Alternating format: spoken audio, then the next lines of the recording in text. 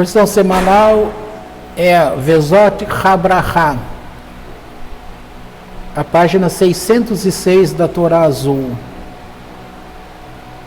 E esta é a bênção com que Moisés, o homem de Deus, abençoou os filhos de Israel antes da sua morte.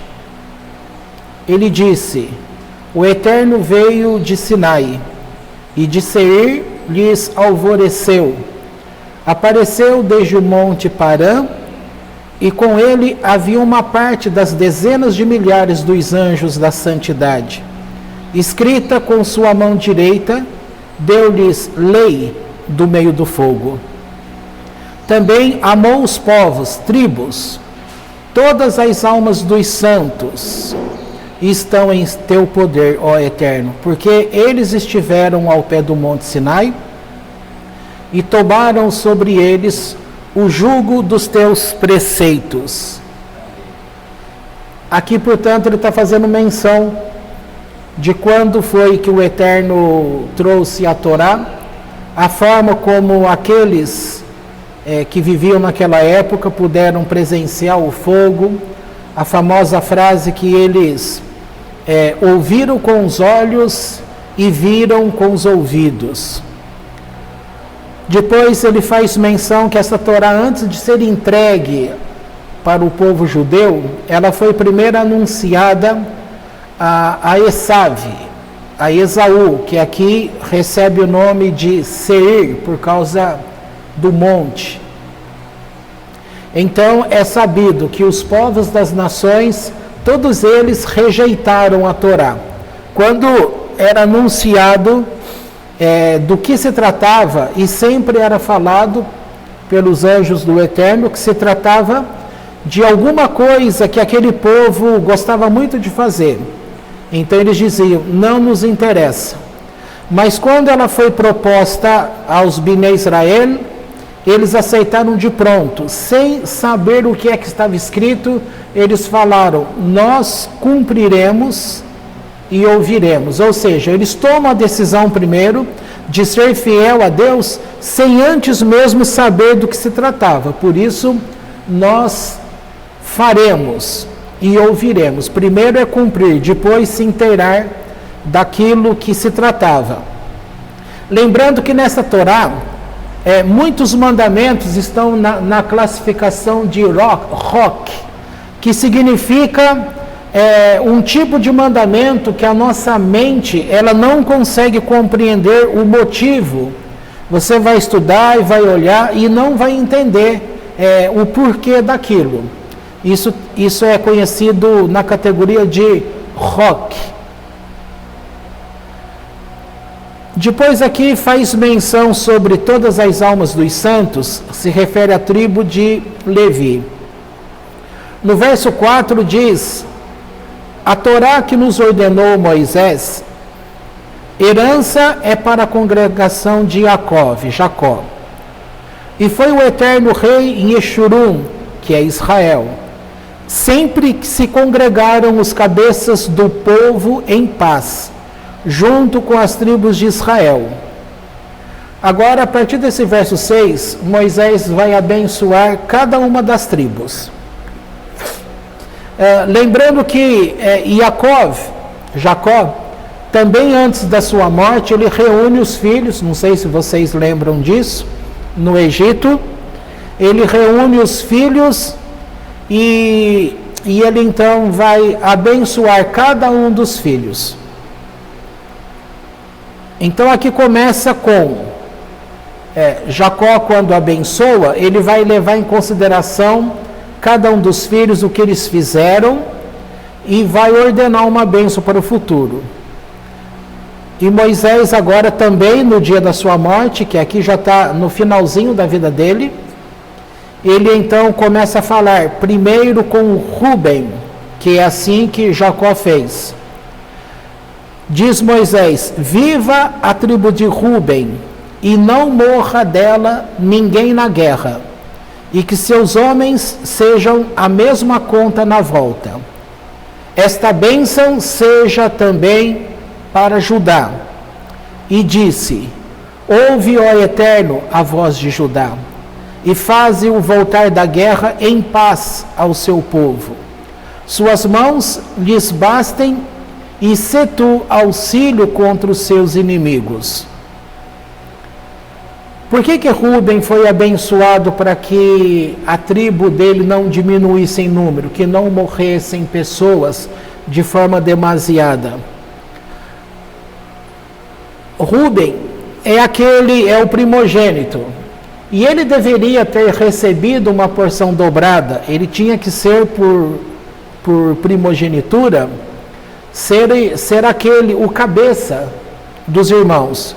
Mas por que é que ele perdeu esse título, né, entre aspas? Porque quando morreu Raquel, ele então foi tirar partido para abençoar a mãe dele. Ele queria que Raquel, como era amada, e Leá, que era a mãe dele, lembra que são duas irmãs e duas escravas.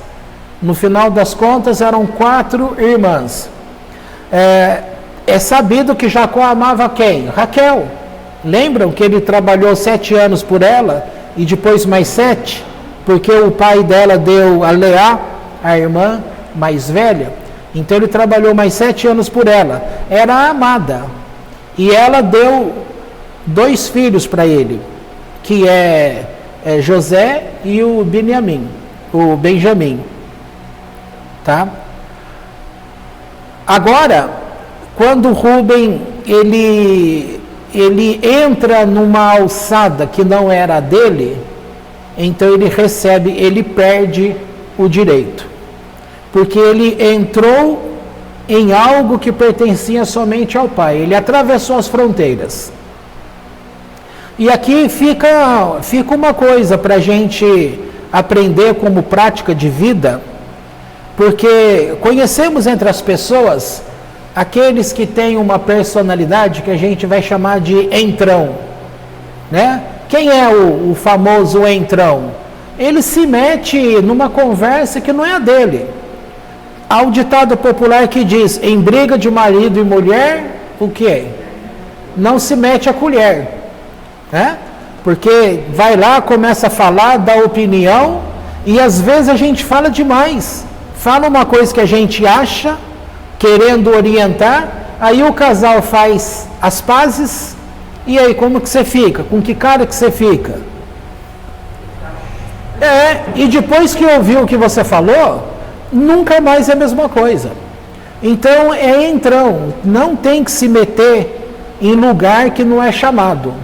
Cada um tem que aprender o seu limite, tá? Por isso tem que ter o respeito de filhos para com os pais. Eles podem entrar até um limite, mas os pais também precisam conhecer os seus limites, para não avançar sinal contra os filhos. Porque é muito bonito depois exigir que os filhos sejam uma coisa para com eles, mas eles se esquecem o tanto que eles avançaram sinal contra os filhos. E sempre há a consequência. E lembrando que a gente costuma esquecer o que a gente faz. Por isso é dito que quem bate esquece, quem apanha não esquece. É bem isso mesmo. Então ele diz: viva a tribo de Rúben e não morra dela ninguém na guerra, e que seus homens sejam a mesma conta na volta. Por que isso? Porque se você olhar no mapa da terra de Israel, com a divisão que foi dada, assim, quando Josué introduz o povo, ainda nessa época de Moisés, 3 tribos, Rúben, Menaxê e Gad, esses 3 pediram para Moisés que permitisse que eles ficassem à margem oriental do Jordão. Então eles estavam, nessa época, você tem que imaginar o rio aqui, ó. Tá? Eles estavam desse lado de cá. Mas a terra prometida é o lado de lá. É o lado da esquerda, é o lado ocidental do rio. E a geração e a terra deles ia até o mar Mediterrâneo. Tá?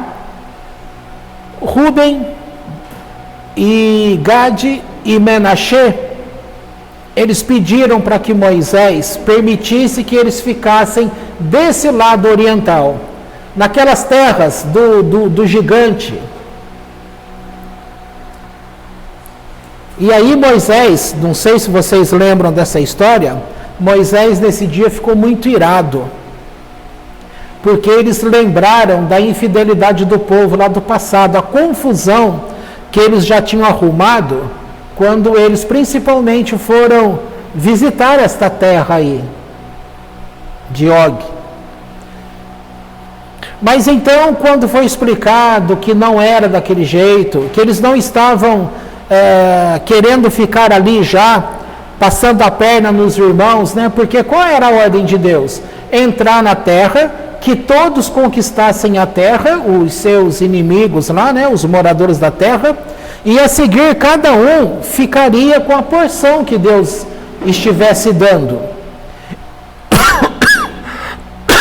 Então eles fizeram a promessa para Moisés de que as mulheres, as crianças e o gado deles ficariam já nessa divisão de terra. Mas eles continuariam junto com o exército e lutariam com os irmãos. Só depois de terem conquistado cada um no seu lugar, então eles voltariam para a terra deles. Isso aí tem um período de anos, tá? Por isso que Ruben, como fica nessa parte de baixo, estaria sempre exposto à guerra. O pedido que Moisés abençoa é que Deus dê graça para esta tribo, para que ela não venha a sumir, desaparecer. Por isso que numa guerra está pedido aqui que seus homens sejam a mesma conta na volta, ou seja, que eles possam ir lutar e voltar para casa sem que a tribo seja assimilada ou suma do mapa. A mesma coisa ele vai pedir para Judá. Vocês devem lembrar que mais para frente quem vai liderar o povo como tribo é Judá. O terceiro que é abençoado, no verso 8, é Levi. Então é dito: teus Tumim e teus Urim, ó Eterno, sejam para o homem em quem haja benignidade, pois o provaste em Massá, e o encontraste perfeito, e o examinaste nas águas de Meribá, e os achaste fiel. Aquele que não fez exceção por serem seu avô materno, seus irmãos de mãe, ou os filhos da sua filha, quando todos estes pecaram com o bezerro de ouro, pois ele guardou teu dito e tua herança observou. São merecedores os levitas de ensinar os teus juízos a Jacó e tua lei a Israel. Porão incenso de especiarias diante de ti e oferta de elevação sobre o teu altar. Abençoa, ó Eterno, seus bens, e o sacrifício de suas mãos recebe com agrado. Fere os lombos dos que se levantam contra ele e dos que o odeiam, para que nunca mais se levantem. Vamos ver o que diz aqui a bênção na nota de rodapé. Levi diz assim: primeiramente Moisés se refere aos sacerdotes e depois a toda a tribo, que como responsável pelo serviço no tabernáculo e depois no templo, beneficiaria com suas bênçãos toda a nação. Ele faz reverência à bravura e à lealdade a Deus demonstrada por essa tribo no deserto e finaliza abençoando os futuros mestres e divulgadores da palavra divina no seio do povo. Note-se a omissão da tribo de Simão, que os comentaristas justificam devido ao pequeno número de seus integrantes, que acabariam por se misturar aos da tribo de Judá, e estariam, portanto, incluídos naquela bênção. Ou por quê? Os simonitas foram punidos por terem participado do triste episódio de Baal-Peor. Essa história é contada em Números 25, verso 3. Então veja só, a tribo de Shimon, ela praticamente aqui pulou. Aqui eu quero que você preste atenção numa coisa importante. As pessoas, elas estão nas suas respectivas congregações, seja elas em que tipo de religiosidade for. É importante você entender que primeiramente Deus olha para o mundo e Ele estabeleceu já desde a eternidade Israel. Eu não vou lembrar toda a história para te contar agora, mas há um relato no livro judaico que vai mostrando como é que desde o começo, quando Deus resolve fazer uma restrição na sua luz, num pedacinho, para que o mundo viesse à existência, nessa relação em tirar luz e depois fazer a restrição para que o universo e os mundos fossem criados, ali mesmo ele já trouxe a ideia visualizando Israel.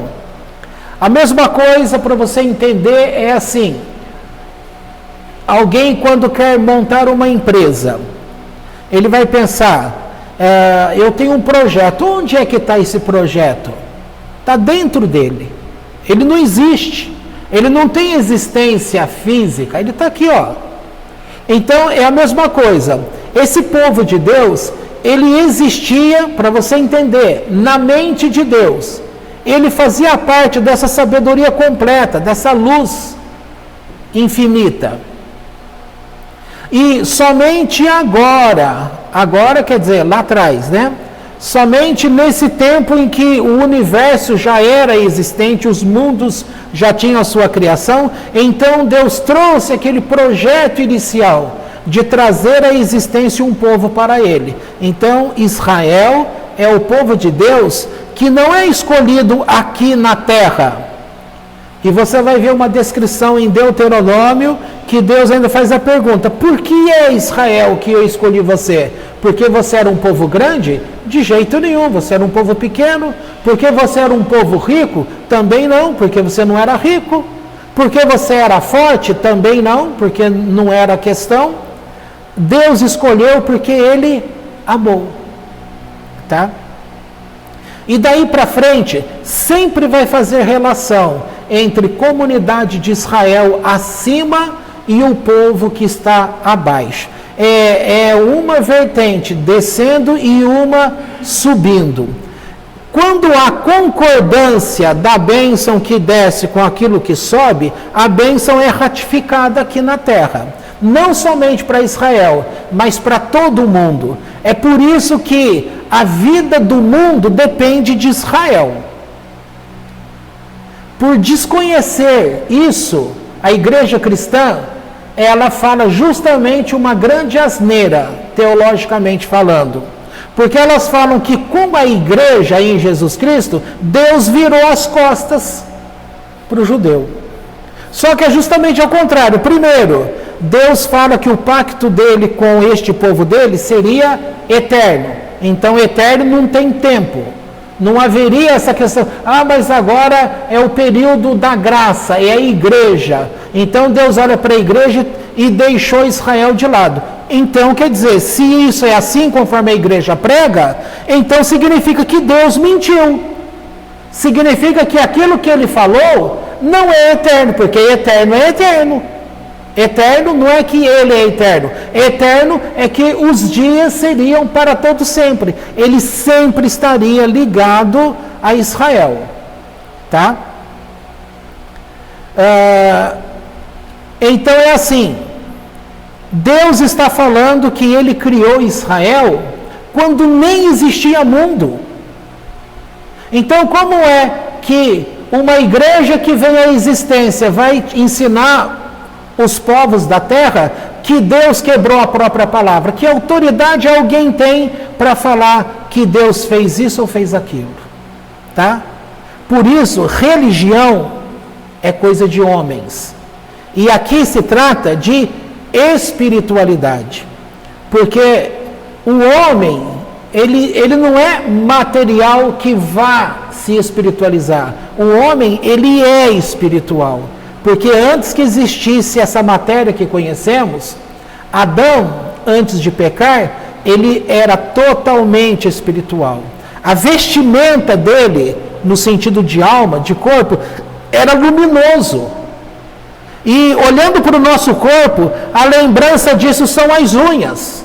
Você olha para a tua unha e você vai ver esse brilhante, esse transparente. Assim era o corpo do homem. Era luminoso. E ele se alimentava com esta luz diretamente da luz de Deus. Agora, com a queda de Adão, as centelhas divinas foram espalhadas para todos os lugares. Então, houve necessidade em criar um mundo materializado, porque aí vem aquele texto que você conhece tão bem. Quando Adão e Eva, Adão e Havá, eles se encontraram depois de terem comido da árvore que Deus disse que não, o conhecimento do bem e do mal. Antes, bem e mal estava separado. Agora eles juntaram. Por isso você tem em você o Yetzer Hatov e o Yetzer Hará. Ou seja, o bem e o mal. Por isso você tem que fazer escolha. Como que você vai escolher? Se você só tivesse o bem, você só iria escolher o bem. Portanto, nesse sentido, Deus escolheu este povo, determinou, e agora com esta queda, o que ele faz para o homem? Ele faz vestimenta para o homem. Qual é a vestimenta? Agora existe a pele, que é o tegumento. Você olha, você tem a pele. Antes não era com a pele. Antes era o aspecto luminoso da própria alma, era luz. Portanto, isso é espiritual. Agora, quando você vê pele, pele está relacionado com o material, tá certo? Esse material, ele acaba escondendo o espiritual, porque inverteu. As pessoas que estão aqui, elas estão muito mais ligadas com a matéria e muito mais afastadas do que o sentimento espiritual, tá? Mas a alma do homem, ela continua sendo uma alma que habita num corpo e não um corpo que tem uma alma. É diferente. É a alma que habita num corpo.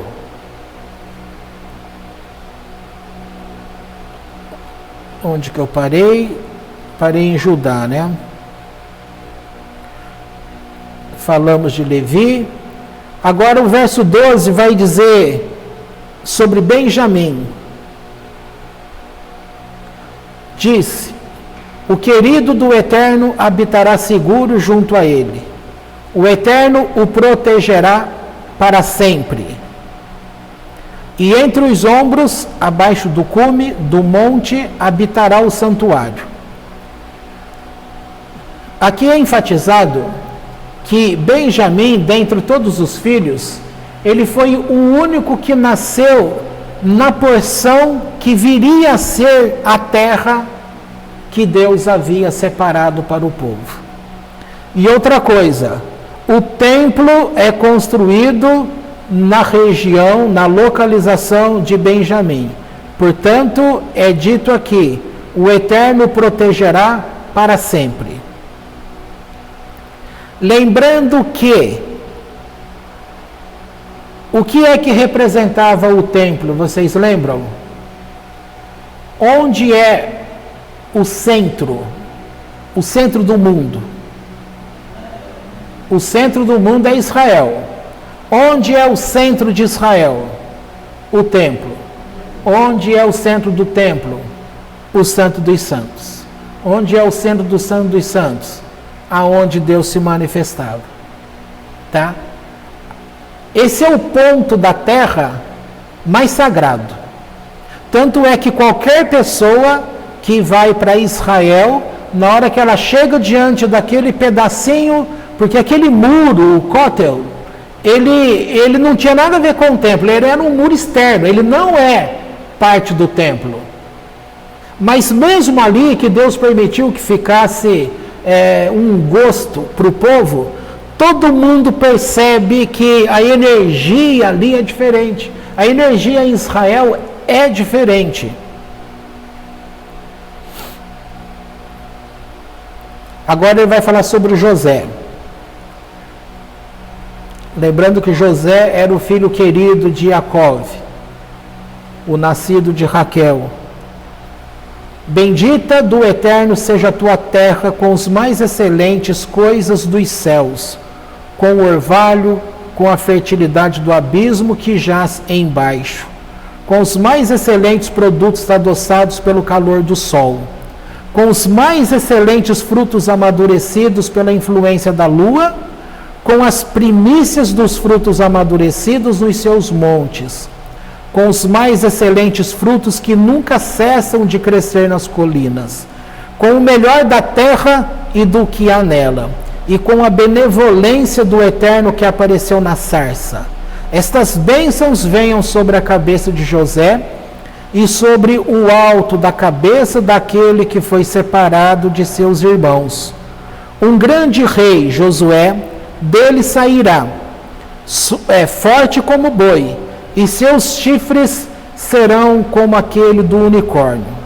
Eles escorneará povos juntamente, até as extremidades da terra, e são eles as dezenas de milhares que exterminará o descendente de Efraim, Josué, e os milhares que exterminará o descendente de Menaxê, Gideão. Eu estava falando antes para você perceber que as atitudes, elas são consideradas, as questões. Quando a gente comentou sobre o nível energético do mundo, nós falamos sobre o que Einstein pensava no passado em relação como que o universo como um todo é criado.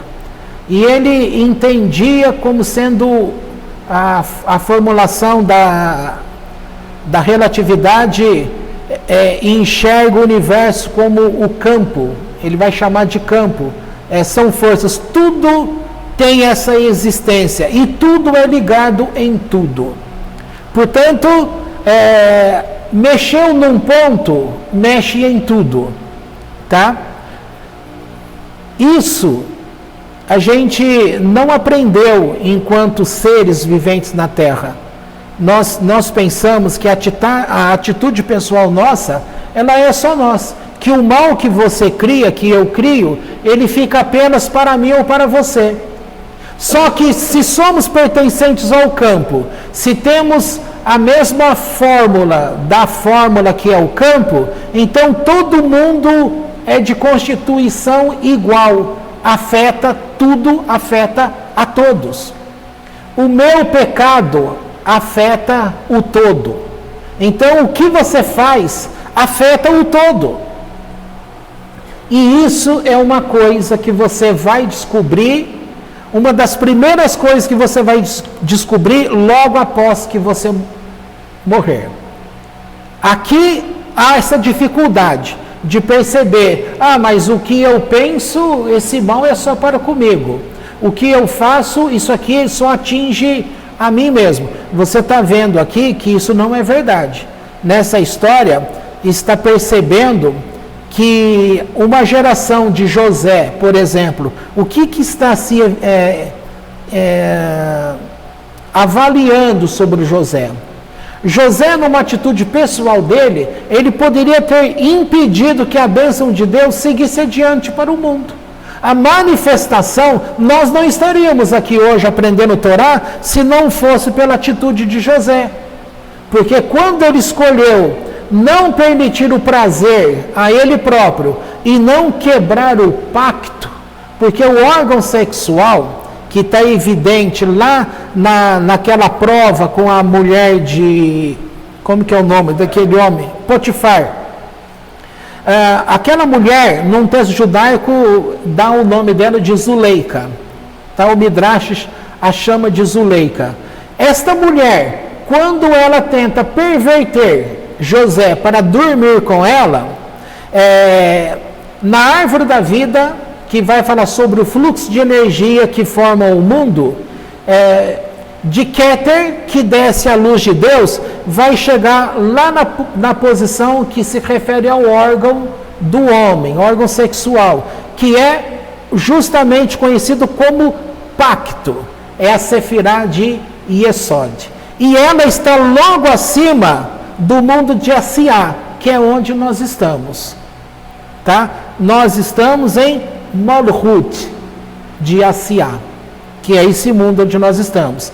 Se ele tivesse descumprido o pacto, ele teria afetado todo esse universo onde estamos, toda essa existência. Não é somente a ele e ao povo dele, aos irmãos, a todos, tudo.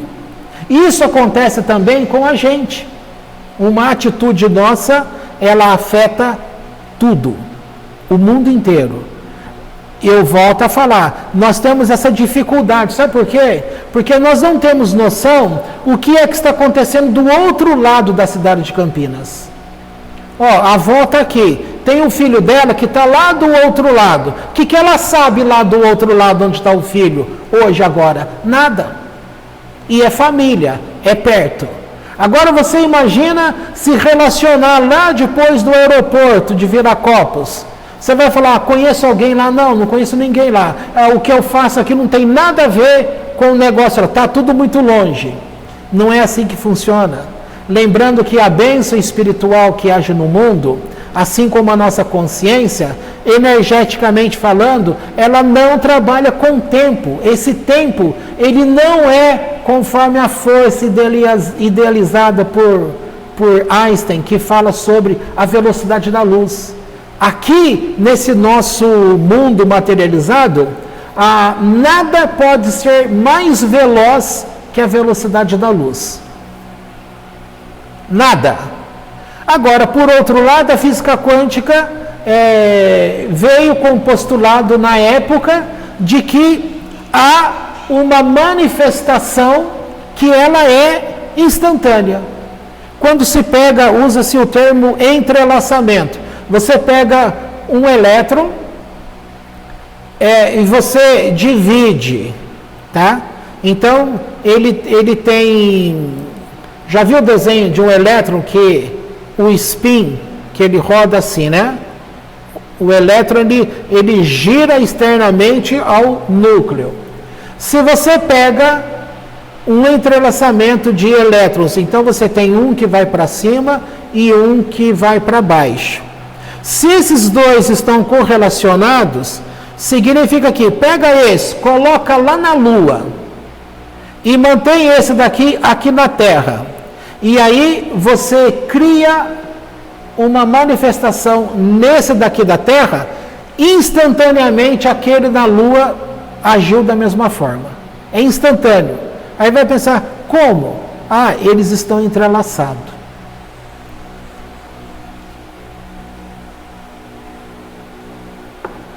A partir de então, criou-se variados modos de interpretação, e pensando que você deve criar um entrelaçamento para que isso aconteça. Fizeram um experimento. Vou contar uma coisa primeiro. Pegaram um sensitivo. O que é um sensitivo? Uma pessoa que tinha capacidade de telepatia para mandar uma mensagem para alguém à distância. Como que essa mensagem das ondas cerebrais de uma pessoa para chegar na onda cerebral de uma outra pessoa? Eles estavam separados por quilômetros. Para comprovar como funciona, fizeram o seguinte, pegaram 10 pessoas, colocaram dentro de uma gaiola de Faraday, que ela é para não passar, ela está totalmente protegida. Sabe os sinais que colocam em presídio para não passar sinal de celular? É algo assim. Então, cobriram totalmente essas 10 pessoas ali dentro e apenas foi dito, olha, no período das 8 da manhã ao meio-dia, eu que estou falando esse prazo, tá? A qualquer momento das 8 da manhã até meio-dia, um de vocês, que eu não sei quem é, vai receber uma mensagem. Pronto. E o cara que estava lá longe, quando deu, por exemplo, 9 horas da manhã, chegou alguém e falou assim, olha, você tem um número aqui de 1 a 10, escolhe um. Escolheu, por exemplo, o número 8. Esse número 8 se refere a uma pessoa que está dentre os 10. E aí ele começa, então, fazer essa mentalização para mandar essa mensagem para esse fulano número 8. Todos os 10 que estavam do outro lado, longe, separados por quilômetros, eles estavam medindo as ondas cerebrais, naquele aparelho lá que você, tá? O eletroencéfalo. E depois, ondas cerebrais, cada um tem a sua. É que nem a digital. Não existe onda igual a minha, igual a sua. Como estava sendo registrado, o que observaram? Que o fulano que tinha a tabuleta de número 8, que é para quem aquele cara mandou o sinal, exatamente às 9 horas, quando o cara começou a mandar o sinal, havia uma onda registrada ali sobreposta a dele. Então essa é a prova técnica, que naquele momento exato ele mandou. Não é que viajou uns quilômetros para chegar lá. Foi instantâneo. Ele mandou aqui, chegou aqui. Ou seja, não teve velocidade da luz. Não andou na velocidade da luz. Foi instantâneo. Tá? Então isso é um fato. Que fato é esse? Que tudo que se refere ao espírito, à alma, aquilo que pertence a Deus, a comunicação é direta. Não tem viagem no tempo. Embora você vai aprender nos livros de Kabbalah que existe uma forma de diferenciar os anjos sobre batida de asas. Tem anjo que para ele se deslocar do lugar onde ele está, tá? Para chegar a esse mundo onde nós estamos. O mundo dos anjos, ele é o mundo de cima do nosso, chamado Yetzirah. Nós estamos em Asiá. Para ele sair de lá e chegar até aqui, então tem anjo que vai usar 8 batidas de asas. Mas tem anjo que vai usar uma única batida de asa. Então isso serve não para descredenciar o que eu acabei de falar, mas isso serve para demonstrar para a nossa mente materializada, a forma da gente pensar, como que há também hierarquia e diversidade de coisas dentre o mundo espiritual. Tá? Por exemplo, você tem os anjos. Você já ouviu dizer que uma pessoa estava manifesta por um anjo? Já ouviu falar isso? Alguma vez alguém ficou, entre aspas, endemoniado por um anjo? Você não ouve isso. Porque anjo Deus criou, ele não tem capacidade para entrar no corpo do homem.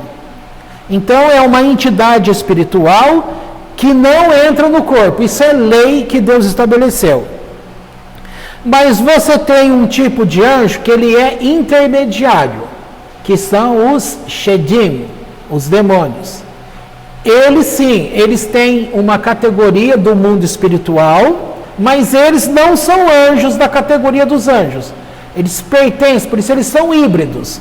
Então eles têm uma parte espiritual e uma parte material. Eles podem afetar o corpo do homem. Aí vai falar assim, você já viu alguém manifesto por um poder de demônios? Vai dizer, sim, isso é verdade. Então eu estava dizendo, enquanto Rubem, ele se meteu em assuntos que não devia, ele trouxe uma consequência para a vida dele. E essa consequência, ela acabou afetando a todos os irmãos, as 12 tribos. A tribo dele e todas as demais. Aqui eu quero que você entenda, nós estamos falando nome de tribos, nome de pessoas, mas entenda como o mundo todo, assim como Rúben fez o mal para ele, não foi somente ele que saiu afetado, ele afetou as demais coisas que viriam sobre um povo na terra. E o que ele perdeu? Perdeu o direito dessa liderança, da primogenitura. Tá? O outro que nós vimos aqui é José, que José já fez ao contrário. O que ele fez?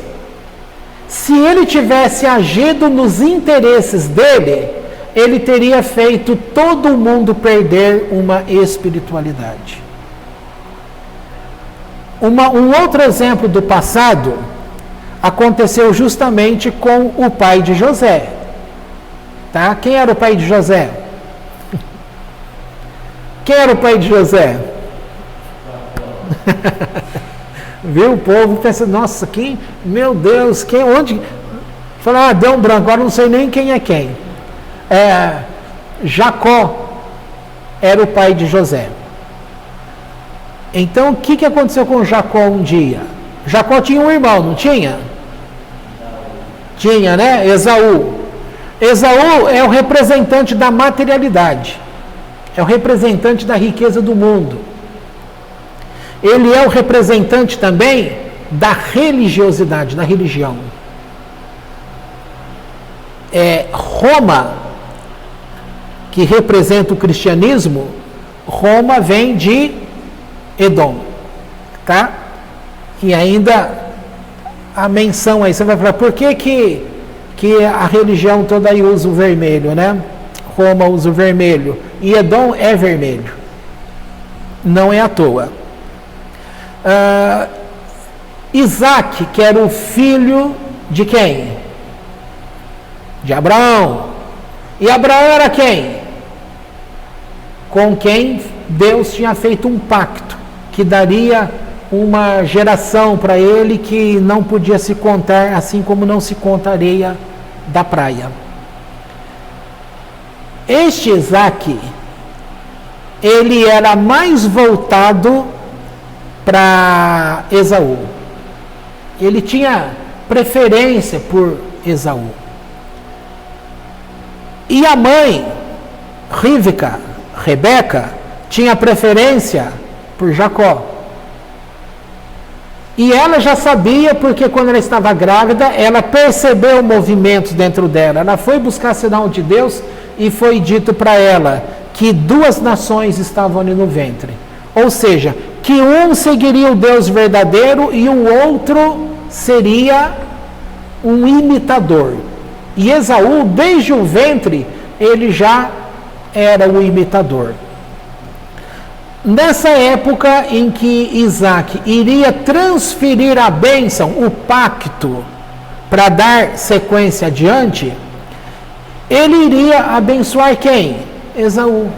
Só que Esaú, ele tinha condições de receber? Não, ele não ia receber. Qual é a prova? É dito que quando Adão pecou, Deus fez uma vestimenta para ele. Você falou que a vestimenta é a pele. Tá certo, é a pele. Mas lá a Bíblia fala que cobriu ele com folhas de figueira. Isso é outra coisa. Deus, quando fez uma vestimenta para ele, essa vestimenta ela tinha uma capacidade. E que nesse tempo aqui de Isaac, no meio da bênção é tido ali como que traz o cheiro do orvalho dos campos do Senhor. Isso estava ligado com essa vestimenta que Deus fez. É como se quem usasse essa vestimenta estivesse num contato direto com Deus. Quando Adão, de alguma forma, ele morre, essa vestimenta foi passando, até que chegou nas mãos de algumas pessoas que não fazia jus. O comportamento dela fazia com que, não é a vestimenta que está ali, a vestimenta não é mágica, que quem, igual o filme aí do Máscara, né? Qualquer um que pegasse aquela máscara e colocasse no rosto, tinha o poder. Mas pelo filme você vê que o poder que demonstrava vinha da máscara como uma magia, mas também o poder dele era afetado pela personalidade da pessoa. Lembram disso? Tem momento em que é um cachorro, né, que pega aquela máscara. Essa vestimenta, portanto, se a pessoa não tem essa dignidade espiritual, essa vestimenta não iria fazer nada. Ela não iria demonstrar o celestial dela. Caiu na mão de quem? Futuramente, caiu na mão de Nimrod. E quem foi que matou Nimrod? Esaú. Quando foi isso? Quando Abraão morreu, o avô dele. Que época foi essa? Quando Jacó estava fazendo o velório do avô dele. E era honroso você servir lentilhas. Ora, Esaú tinha matado Nimrod, pegou essa vestimenta dele, tinha feito um monte de outras nojeiras lá. Quando ele chega esfomeado, o que ele fala? O que você está fazendo? Que cheiro gostoso é esse? É lentilhas? Põe um pouco na minha boca. O outro, como era esperto, falou assim, não, vamos fazer um trato.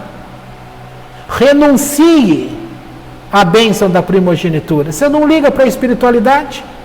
Passa para mim. E ele pensa, de que vai me valer essa primogenitura agora que eu estou morrendo de fome? Fez o pacto. Então foi roubado? Não foi roubado. E pronto, já contei a história. Agora vamos pular lá para a parte de quando Jacó, amando da mãe dele, vestiu aquela vestimenta. Mas antes dele entrar lá naquele lugar, sabe o que aconteceu? Isaac iria abençoar, não ia? Nós já vimos isso na porção específica da Torá em relação a isso. Mas aconteceu o quê? Que o anjo Miguel lá na eternidade falou assim, nossa, agora o poder da serpente vai ficar na terra para sempre. Estou falando tudo isso para você ter essa relação que tudo afeta tudo. E quando foi dito isso, Deus faz essa palavra, o Miguel fala, não vai ser assim, eu vou descer e vou ajudar. Quando Jacó chega, Jacó tinha muito medo, porque Esaú era peludo, ele tinha um braço liso. E colocou lá o animal que foi morto, colocaram as peles nele. Falou, meu pai não é tonto, ele vai colocar a mão em mim, ele vai perceber que o pelo não é o mesmo, ele vai perceber que a voz não é a mesma, ele vai me amaldiçoar, eu estou perdido. Mas ele pensava isso justamente pela santidade que ele tinha com Deus. Quando ele entra diante do Pai, o Miguel já estava lá, o arcanjo Micael já estava lá. Quando ele entra, o que aquela vestimenta trouxe junto? O bom cheiro. E nisso, Isaac, no que ele aspira, aquilo muda todos os sentidos dele. Ele volta a ser aquele homem puro, com discernimento, que compreende.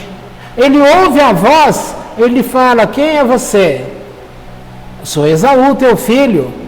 Fala, engraçado. A pele é de Esaú, meu filho, mas a voz é de Jacó. Por que ele não ficou bravo? Porque tudo aquilo que era da personalidade dele, vinculado a este mundo caído, perdeu, porque estava totalmente investido, a alma dele estava investida por aquilo que é puro, que vem desde o céu, por causa daquela vestimenta. A vestimenta era mágica? Não era mágica, porque se fosse mágica, Esaú teria também feito com que aquele cheiro acontecesse. Nimrod também teria feito com que o cheiro acontecesse. Mas a vestimenta era poderosa aí em Deus. Mas ela só funciona no corpo aquela alma que é pura para com Deus. Agora vamos voltar aqui. Esses 12 filhos vinculados com as 12 tribos, nós estamos percebendo aqui aspectos da personalidade dentre eles, e às vezes a gente vai falando assim, com mais força de um e de outro, passa a impressão que alguns deles eram maus. Na verdade, eles não eram maus, assim como você não é mau na essência. Mas se a gente pudesse falar de comportamentos nossos aqui, de personalidade, a gente vai perceber que algumas coisas em nós são coisas fortes demais, erradas. Mas, aqui, portanto, todos estes filhos de Jacó, eles eram justos para com Deus. Eles não eram idólatras, tá? Deixando claro isso para você perceber que, como ensino, a gente vai pegando detalhes de um e de outro, de feitos de um e de outro, para a gente poder compreender num plano maior, tá? Para a gente perceber um todo. E nesse um todo, a gente vai vendo o que foi que o José fez, uma atitude dele beneficiou até a nossa geração de hoje, o mundo inteiro. Porque senão essa espiritualidade de Deus teria ficado cessado lá atrás. Tá? Uma atitude de Rúben prejudicou a ele, pessoal, porque fez ele perder a bênção material duplicada que ele teria direito. Fez ele ter diferença entre ele e o pai, fisicamente falando. Fez ele ter divergências com os irmãos. Então aquele mal, aquela atitude má dele afetou a ele, a tribo dele, a todas as tribos, representando como povo, tá? E se for ver, a extensão chega também até os nossos dias. E uma das formas que demonstra ele é comparado à água, à impetuosidade da água. Nós somos formados, os famosos 4 elementos. Quais são os 4 elementos? Terra, água, ar e fogo. A água, ela está ligada ao prazer. Pensa, você chega em casa cansado de um dia de trabalho, o que a pessoa pensa em primeiro lugar? Vou tomar um banho. Para quê? Para relaxar, descansar. A água bate, ela alivia a tensão. A água descansa. Uma água controlada, ela faz o bem. E uma água descontrolada? A gente vai no mar, uma delícia. Vai na piscina, uma delícia. E o tsunami? Foi uma delícia? Aquela água arrasta concreto como se fosse amassando uma folha de papel. Então a água tem uma força enorme. Você vai olhar no teto de uma casa, quando tem goteira lá em cima, a água ela não anda por dentro da parede, a gente não pensa que a parede é intransponível, você bate nela assim, ó, é duro, aí você vê que a água penetra e atravessa. Vê aí a umidade que causa nas casas. Então essa impetuosidade da personalidade vinculada à água é quando a gente não consegue controlar esse lado em nós e a gente põe tudo a perder. Então esse tipo de análise que você vai vendo coisas psicológicas, coisas que pertencem à alma, coisas que estão dentro do espiritual, coisas que avançam e estão no mundo, prejudicando o mundo até o dia de hoje. Deu para entender? Eu sei que é difícil tudo isso, mas é como eu sempre falo, de tanto ouvir, você vai começar a pegar as coisas, tá? Falando rapidamente, aqui você tem Zebulun e Issachar. O que é uma coisa que liga esses dois? Issachar, ele era muito voltado para o estudo de Torá, tá? E Zebulun era aquele povo que tinha aquele ideal, ele era mercador. Então ele fez um pacto com o irmão. Deixa que a nossa tribo vai em busca do pescado, né? Vai lá para o mar conquistar, vai fazer as coisas, enquanto você com a sua tribo, você vai estudar Torá e vai abençoar a nós. E a gente traz o dinheiro e vai abençoar vocês. Uma troca justa. Levi, que eu já falei atrás, na época do bezerro de ouro, a única tribo que não doou nada para fazer aquele bezerro de ouro foi Levi. Então ali Deus viu uma atitude, porque eles poderiam morrer, mas eles não fizeram conta da morte. Eles não traíram a Deus.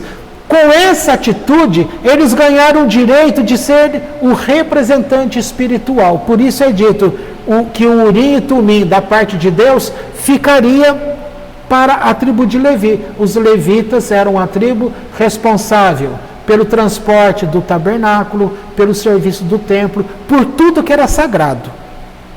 Tá certo? Eu tinha falado lá atrás, eu não sei se eu tinha terminado, que aí eu vejo um ponto e já vou mudando, que quando eu falei lá do elétron ligado um com o outro, que quando tem esse entrelaçamento não existe contagem de tempo. Diz o professor Laércio Fonseca, que é quem fez a formulação matemática para comprovar os mundos espirituais sobrepostos a esse mundo material.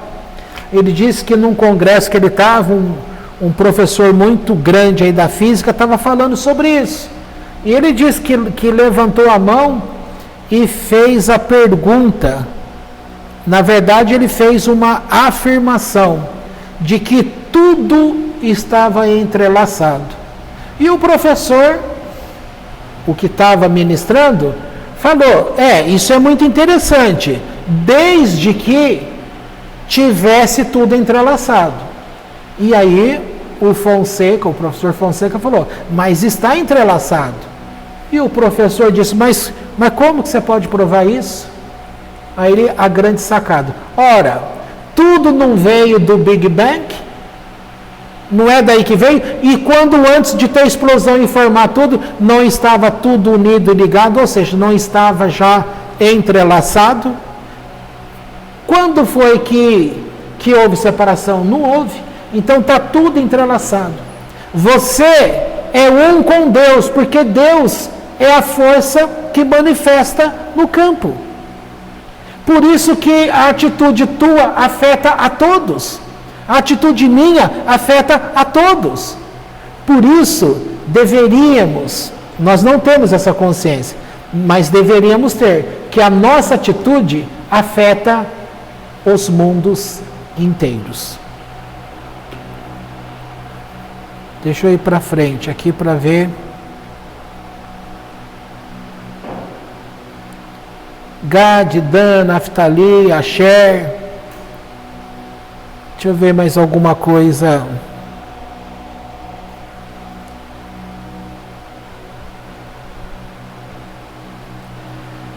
O comentário do versículo 5 do capítulo 34, que fala sobre a morte de Moisés.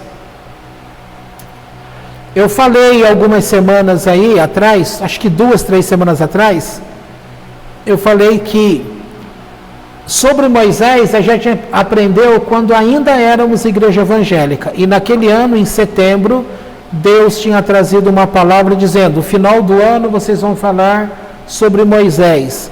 E vocês vão aprender o quanto equivocados estão as pessoas sobre Moisés.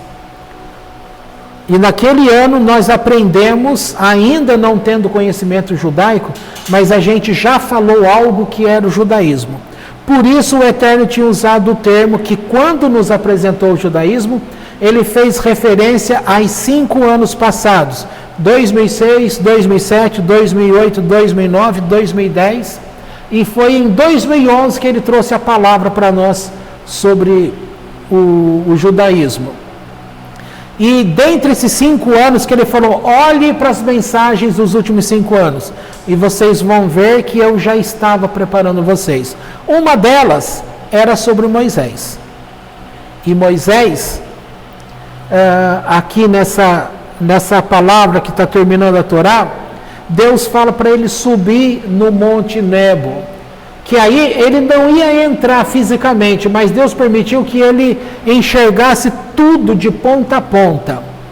Então, no fundo, Deus foi imensamente fiel a Moisés. Agora, diz aqui essa nota de comentário. Alguns rabinos opinam que Moisés escreveu toda a Torá até o versículo anterior a este, ou seja, até o versículo 4, de Deuteronômio 34. E Josué escreveu daí em diante até o fim.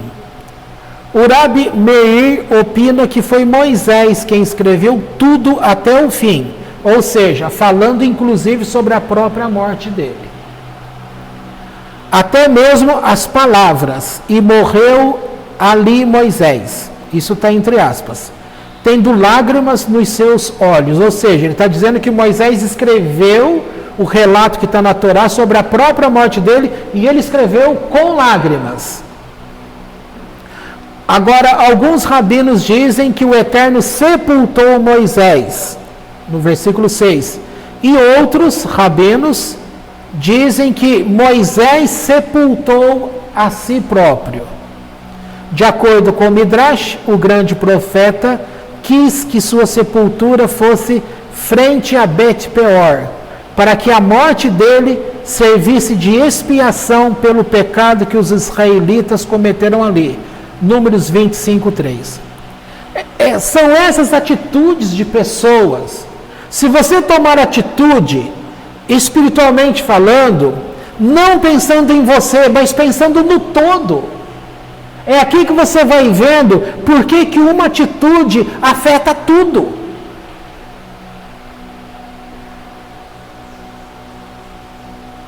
E o que está querendo dizer aqui?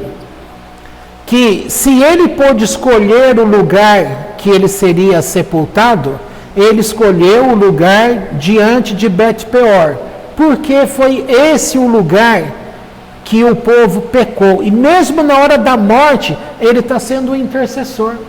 Ele está sendo alguém que está se doando diante de Deus para que Deus continue abençoando um povo.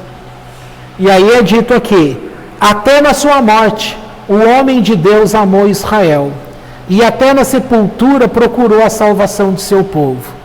Com esta doce esperança, recebeu o beijo de Deus para cair no sono da paz eterna. O fim deste incomparável homem, que era ao mesmo tempo cheio de bondade, modéstia, sacrifício e abnegação, foi tão dramático como o princípio de sua vida. Após 40 anos de atribulações, peripécias e privações, ele chegou a trazer o povo israelita são e salvo até a fronteira do país de seu sonho. Mas, que amarga decepção, a divina providência determinou que ele não deveria entrar na Terra Santa. No seu amor para com o povo, em vez de lamentar-se, ele se preocupou em pedir um guia ideal para Israel. Que o Eterno nomeie um homem sobre esta congregação, que saia diante deles, e que os faça sair e que os faça entrar, para que não seja a congregação do Eterno como as ovelhas que não têm pastor. Isso está em Números 27, 16. E o Midrash conta que os anjos choravam e diziam, onde, a não ser nele, pousará a sabedoria? E os céus choravam e diziam, o mais piedoso dos homens vai desaparecer da terra. E a terra chorava, dizia, não existirá homem mais reto que Moisés. E Deus disse, nunca se levantou profeta algum como Moisés. Moisés nasceu aos 7 dias do mês hebreu de Adar, do ano 2368 da criação, morreu no dia 7 de Adar, do ano 2488 da criação. Ninguém soube o lugar exato da sua sepultura. Assim, ele não se tornou motivo de culto, nem teve nenhum monumento, pois um homem do seu valor não precisava de monumento. A sua obra grandiosa é incomparável, é o seu imperecível monumento em todas as gerações. Então, sobre Moisés, encerra-se. E aí, novamente, para gravar aí na sua cabeça, tudo influencia tudo. Eu disse para você que José não pecou naquele ato com a Zuleika. Esta bênção que ele adquiriu fez com que o povo, quando falasse José, ganhou um cognato. Ou seja, fala Yosef Hatzadik, ou seja, José o justo. Não era qualquer José, José o justo. Quando se fala de Rúben, embora não coloca cognato, mas pensa Rúben, aquele das mandrágoras, aquele que entrou no quarto do pai, aquele que, entendeu? E com essas duas palavras eu quis dizer que Jacó, ele se sacrifica no bom sentido para receber a bênção. Mesmo achando que se fosse descoberto ele poderia ser morto ou amaldiçoado. Mas ele estava, para usar o termo da física aí que eu disse, ele está entrelaçado com Deus. Então aquele vestimenta, na hora que ele entrou, aquela vestimenta trouxe os céus de Deus. Mas o Midrash conta que quando em seguida, depois que ele recebe a bênção e ele sai, o que ele levou com ele? O céu. E quando Esaú entrou, aqui a palavra fala que Isaac estava cego, tá? E cego está tudo escuro, não é? Está tudo trevas. Mas quando Esaú entrou, trouxe o inferno junto, trouxe a escuridão junto. O pai, que já estava sem enxergar, tudo escuro, conseguiu ver muito mais trevas ainda. E ele se assusta e pergunta quem é que estava ali. Portanto, ele abençoou Jacó, sabendo que ele era de fato o homem a ser abençoado. O que é que Deus espera de mim e de você? Que a gente não erre? Não é isso. Porque Deus não tem problema com erro. Mas Ele quer que você, ao errar, possa ter consciência que você tem que fazer techuvá, voltar-se para Deus. Porque se ficar guardando aquele erro e se maltratando, você já faz isso com o histórico da tua vida. As pessoas não esquecem das coisas erradas da vida delas. Aquela minha tia fez isso comigo. Já passou 30 anos, você está lembrando da tia até hoje. Aquele meu filho, não esqueço o que ele fez para mim, mas você está lembrando disso até hoje. O que você viveu? Ou seja, você está liberando trevas para o mundo até hoje. Então Deus quer que você não seja pessoas que fique ligado ao passado. Por isso o tema desse ano novo para a gente foi esquece o passado. Você tem que ficar com o presente de hoje. E aí foi feito aquele cruzamento de mensagem. Lá quando a gente iniciou, foi dito, ensine o homem, as pessoas, que o maior inimigo dele é ele próprio. Não são os demônios. O demônio vai fazer uso daquilo que te acontece, vai colocar diante dos teus olhos. É você que vai escolher se essa maldade entra para dentro de você ou não. Então, para que vai ficar carregando essas coisas? Você tira a alegria. E é a alegria que muda todo o nosso ser. Por isso, quando diz a alegria do Senhor é a nossa força, isso é a verdade em todos os graus. De fato, a verdade de Deus é que a alegria que tem o poder de curar o nosso corpo. Hoje, muitos médicos, baseado nessa doutrina da física quântica, do conhecimento sobre a forma energética, é provado que os hertz que estão vinculados com a alegria, a manifestação de alegria, isso cura todo o corpo, tem o poder de curar ou de adoecer. Como que as pessoas se adoecem? Enchendo-se de trevas, se aborrecendo, se amargurando. É um pecado que aconteceu que a pessoa não esquece, ela fica grudada naquilo. Deixa passar, gente, o teu maior inimigo está sendo você mesmo.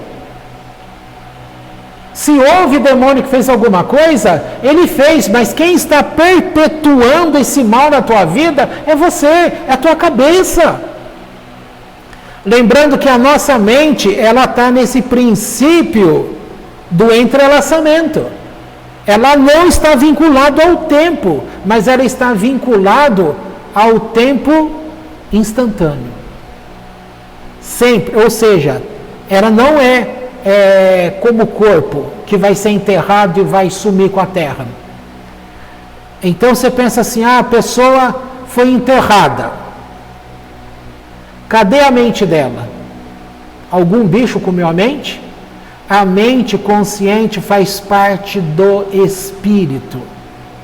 Portanto, tudo aquilo que a pessoa fez, ela leva. Tá?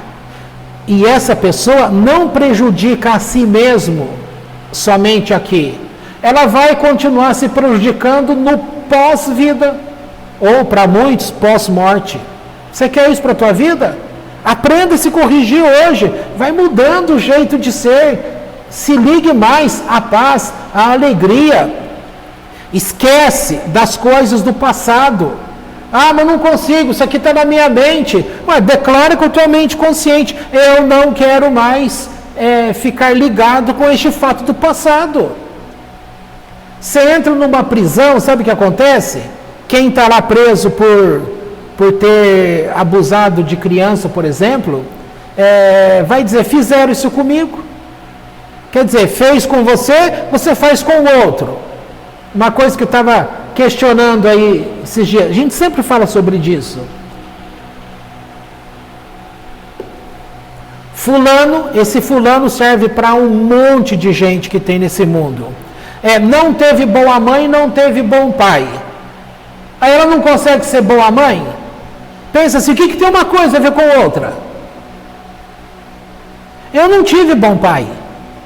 Mas na minha cabeça pensou assim, eu sei o que é não ter pai, eu sei o que é quando tinha uma festinha na escola e pais de alunos estavam lá e o meu não estava, eu sei o que é não ganhar um presente de um pai, eu sofri demais com isso.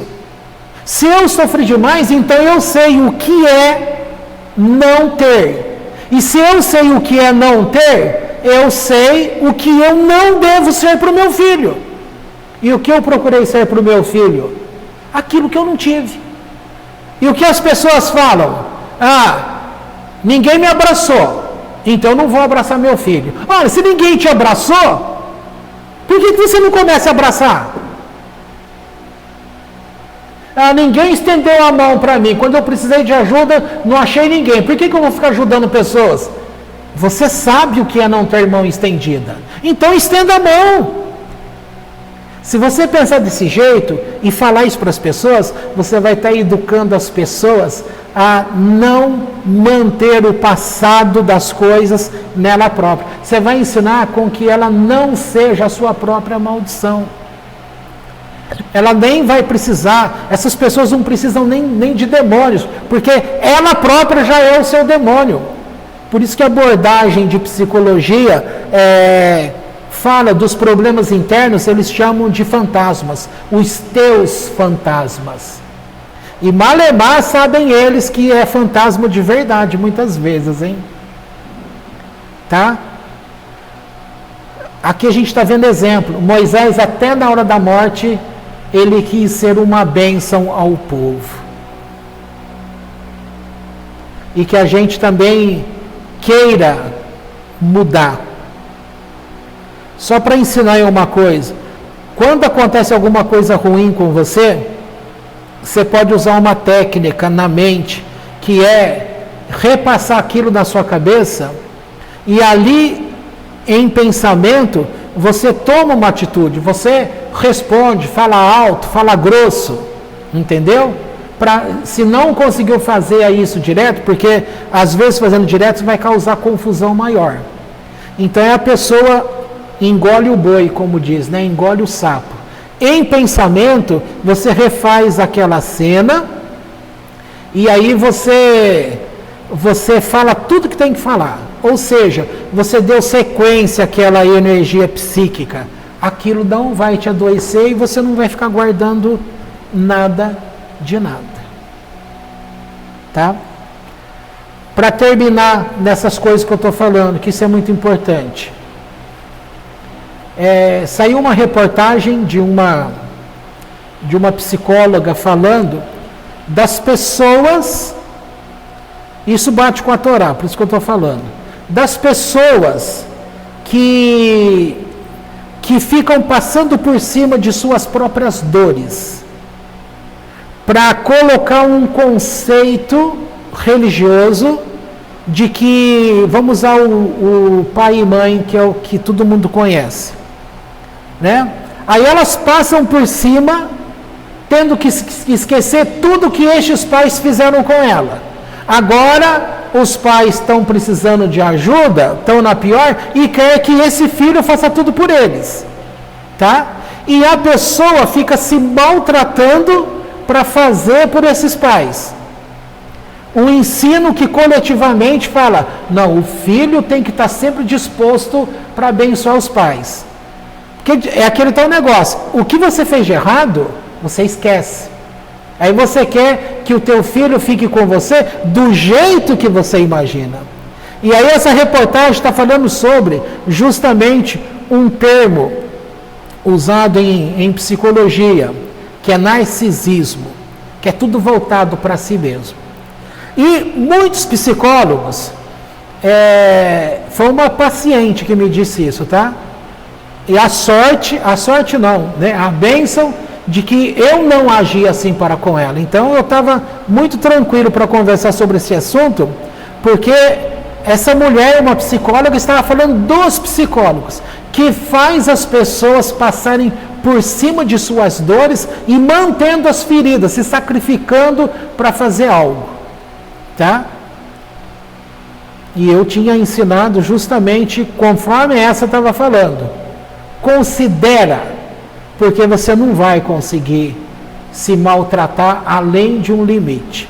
As pessoas, nós não estamos falando que as pessoas têm de serem responsáveis.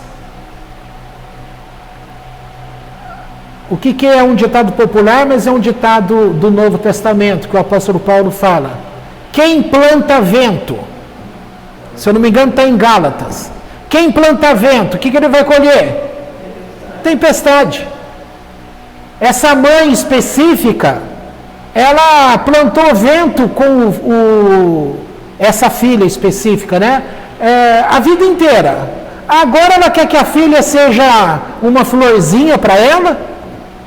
Ah, mas Deus vai te punir se você não ser essa filha perfeita para a mamãe má. Ah, gente, o que é isso? Você quer usar o livro da Torá a teu favor? É por isso que as pessoas não são responsáveis, porque elas não sentem as dores. O direito, todo mundo tem direito a errar, e todo mundo tem o dever de se corrigir e voltar-se para Deus. E se não fizer isso, ele leva essa personalidade no pós-morte. E o que vai acontecer nesse pós-morte? Dependendo do tipo de espíritos a quem ela serviu ligado aqui em terra, ela se transforma num serviçal para esse espírito. Isso quando muitas dessas pessoas não se transformam em entidades demoníacas. Agora, Deus criou um ser humano para ser uma entidade demoníaca? Não. Por isso que há tempo. E sabe o que é que livra uma pessoa nesse pós-morte? Ela não consegue estudar a Torá mais. Porque a Torá, que é a luz que está no mundo, que mantém o mundo de pé, que ilumina o mundo, que ilumina e faz essa correção, esse equilíbrio, trevas com luz. É tudo a Torá que faz isso. Porque ela é luz. Você está vendo essa Torá aqui escrita e você acha que Torá é isso, ó. A tua cabeça, a Torá é isso aqui, ó. Ah, eu não trouxe a Torá hoje. A Torá não é um livro, não é isso. Isso é uma história que está falando sobre a verdadeira Torá, que ela é uma energia que mantém e criou todas as coisas. Nós somos seres energéticos. Nós somos energia. E esta energia, você vai falar, o livro é energia? O livro também é energia. Materializada. É partícula. Agora, essa energia que vem de Deus, que vem de luz, que é a Torá, ela é também esse livro. Uma forma escrita, materializada. Mas ela age em todas as esferas. Então, o que acontece? A pessoa morreu, ela não consegue mais estudar Torá para tirar ela dali. Então, ela vai ter que contar de que alguém que ainda está aqui vivo, que ainda tem o mérito para estudar Torá, que possa oferecer a Deus a luz da Torá para alcançar determinado tipo de pessoa. Aí a pessoa consegue sair de lá. Mas isso é outra história. Então podemos encerrar aqui.